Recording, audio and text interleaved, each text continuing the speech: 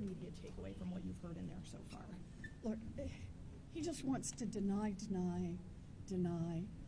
and not admit that Robert Kennedy is putting the health of our babies at risk, the health of our seniors at risk, the health of all Americans at risk. He should not be the Secretary of Health and Human Services. What do you think of your colleague from Louisiana's questioning? He's asking if the president is worthy of the Nobel Peace Prize for Project Warp Speed, which RFK seems to agree with, and then his issues with the substance of the project. Can you talk about that? You know, but this is the incoherence, because these Republican nominees, including Robert Kennedy, all want to suck up to Donald Trump. They want to say whatever it is the great leader wants them to say, and yet it makes no sense.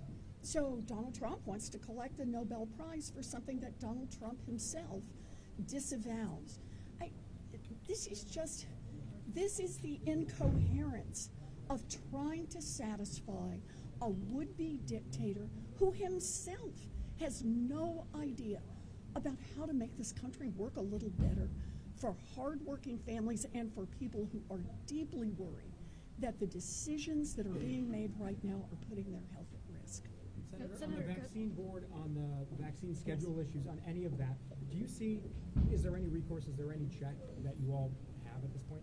Look, if the Republicans would grow a spine, then the answer would be to reel in both Kennedy and Donald Trump and push back on them so that they don't just replace the vaccine board and our other medical boards with a handful of flunkies that will do whatever it is that Kennedy and the anti-vaxxers want them to do.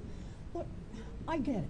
There are a lot of political fights in this country, but denying the basic science and, as Kennedy has done, lying to the American people, saying back during the nomination process he wouldn't take vaccines away from anyone who wanted them. And now what's happening is they are changing the rules so that millions of Americans are going to lose their access to vaccines. They're starting with COVID.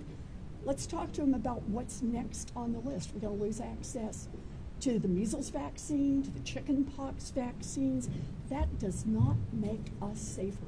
It makes our children more at risk. It makes our seniors more at risk. It makes our whole nation more at risk. Thank you. Thank you, Senator.